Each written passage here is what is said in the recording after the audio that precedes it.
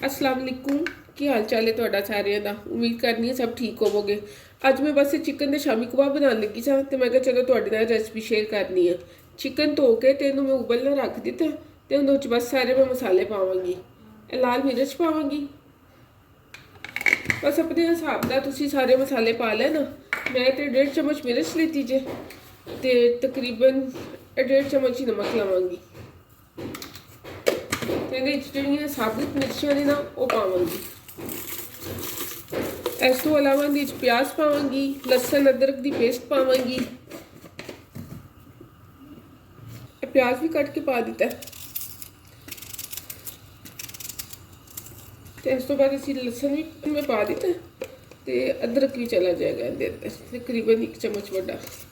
चलो जी, ਇਹਦੇ ਵਿੱਚ ਬਸ ਮਿਰਚਾਂ ਪਾ ਦਿੱਤੀਆਂ ਤੇ ਚਨੇ ਦੀ ਦਾਲ ਮੈਂ ਪਹਿਲੇ ਭਿਓਈ ਹੋਈ ਸੀ, 1 ਘੰਟਾ ਪਹਿਲੇ ਭਿਓਈ ਸੀ ਤੇ ਤਕਰੀਬਨ ਮੈਂ 3 ਕੱਪ ਲਿੱਤੇ ਨੇ ਦਾਲ ਦੇ ਨਾ ਤੇ ਇਹਨੂੰ ਵੀ ਮੈਂ ਨਾਲ ਹੀ ਪਾ ਦਾਂਗੀ ਤਾਂ ਕਿ ਦਾਲ ਵੀ ਨਾਲ ਪੱਕਦੀ ਰਹੇ। ਮੈਂ ਹੁਣ ਦੇਖੋ ਨਾਲ ਹੀ चिकन ਦੇ ਨਾਲ ਹੀ ਦਾਲ ਪਾ ਦਿੱਤੀ ਤਾਂ ਕਿ ਦਾਲ ਵੀ ਨਾਲ ਪੱਕ ਜਾਏਗੀ।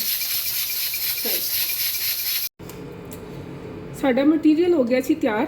दाल गल चुकी सी, चिकन गल चुकिया सी। मैं इनू ना कुट लिता है दाल नूं ते चिकन नूं। बस है तुहाडे सामने जे देख लो। ए कुट के तो हुण धनिया जिहड़ा मैं धोता है सी वो मैं निचोड़ के पावांगी ताकि गिला नहीं पावांगी। जरा निचोड़ लो अच्छी तरह, जो एक्सट्रा पानी है सारा चला जाए। तो इनू ना तुसीं अच्छी तरह ना मिक्स कर लो।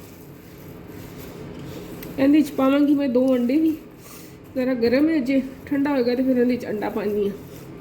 ये 2 अंडे पा दिते ने ते थोड़ा जिन्ना मैं विच गर्म मसाला पाया पीसिया है ते इहदे नाल ना तुसीं अच्छी तरह मिक्स कर लो। नमक चेक कर लेना, अगर तुहानूं फिक्का लगे तो थोड़ा नमक भी ऐड कर लेना ते इहनूं अच्छी तरह मिक्स कर लो ताकि जिहड़ा गर्म मसाला ते अंडा पाया वो अच्छी तरह मिक्स हो जाए। इहदे विच मैं अंडा पा दिता ते ये टिक्की बन गई। तो दूसरी साइड पे ना मैं तेल गर्म होने वास्ते रखे। तवे तो मैं रख दी थी जे अंडा मैं इहदे पहले पाया है, इस वास्ते मैं अंडा नहीं इहदे पा रही।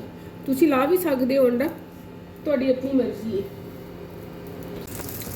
ये देखो साडी टिक्की एक साइड तो पक गई है। मैं अंडा नहीं लाया थी लेकिन उस तो बावजूद खस्ता हो गई है। असल थोड़ा जिन्ना और पकावांगी दूसरी साइड तो फिर साडी टिक्की तैयार। ਇਹ देखो जी साड़ी टिक्की हो गई है जो दोनों साइडों तो तैयार। ये थोड़ा जिन्ना मैंने खस्ता किया सी, तुसी देख सकते हो मैं अंडे तो बगैर बनाई है। अंडा बस औखी है जो मैं अंदर पाया सी, उत्ते नहीं लाया, लेकिन फिर भी देखो किसी पास टुटियां छुट्टियां कोई नहीं। तो बस अपनी दुआवां दी मैनू रखो याद तो इनू करना ट्राई। तो किसी अगली वीडियो दी मिलांगे इंशाअल्लाह ताला। रब रखा।